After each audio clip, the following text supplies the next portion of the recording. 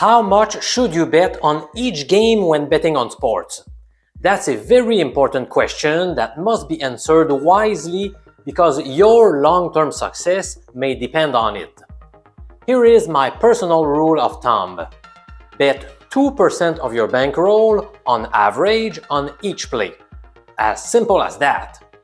Now, that's not the end of the story just yet.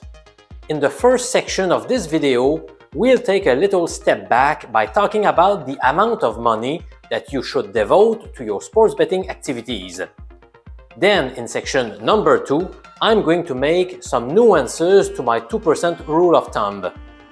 I'm Professor MJ, a 15-year university statistics teacher from Quebec City in Canada.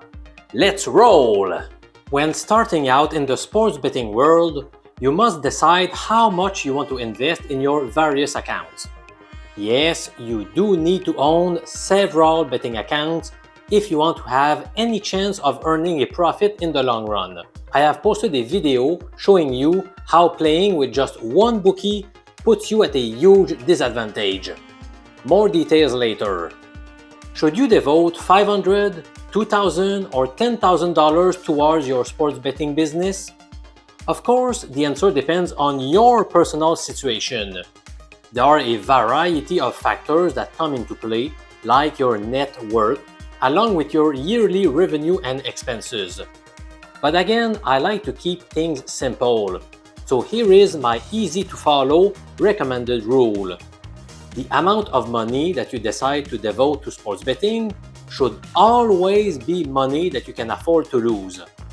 If you lose it all, it should have zero impact on the quality of your life. Sure, you may be pissed about losing your cash, and that's perfectly normal.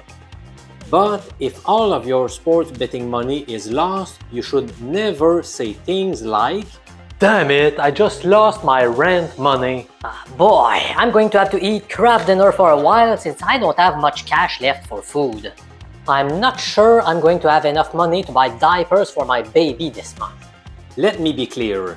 If your budget is very tight right now, then don't bet on sports. If you need money, don't bet on sports. It's a risky business. Sports betting is not for needy nor desperate people. That's a perfect recipe for making bad decisions based on emotions. Only people who have extra cash in hand should get involved in this business. Period. So, in summary, just ask yourself the following question and be very honest with your answer. What is an amount of money that you currently own, but that you don't really need right now, and that you don't expect to need in the near future either? If your honest answer is $0, then wait until you have extra cash. Meanwhile, nothing prevents you from learning about how to become a successful sports bettor. And if your honest answer is $2,000, then let's roll with that. That is what we call your starting bankroll.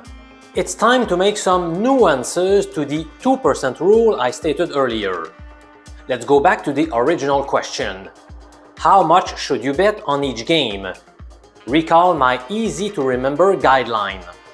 2% of your bankroll on average per wager. The definition of your bankroll is as follows. The total amount invested in your various sportsbook accounts.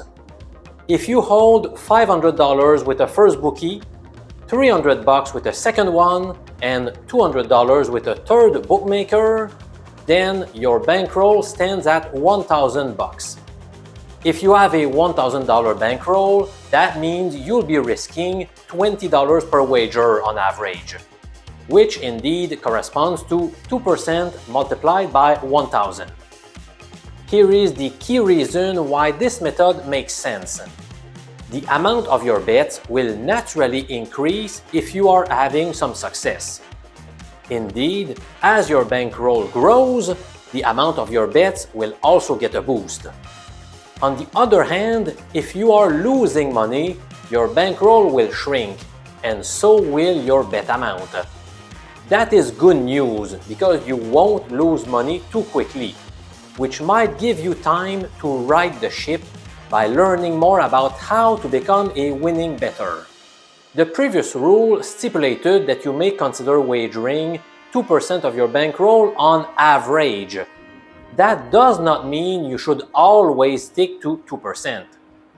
Here is a key nuance to be made. Please listen carefully. Depending on your confidence level about each play, you can bet between 1% and 4% of your bankroll. So, if you feel like a certain team is worth betting, but it's below average compared to all wagers you tend to make, then you can opt to put just 1% of your bankroll at risk on that team. If the bet in question looks pretty solid to you, but you don't necessarily feel super strong about it, then go with the 2% average. And if you feel overexcited about a specific bet, then you have the green light to put 3% or even 4% of your bankroll on it. That being said, I implore you to always keep the following piece of advice in the back of your mind. No matter how much you love a certain pick, even if it feels like the lock of the century, don't ever bet more than 4% of your bankroll on a single play.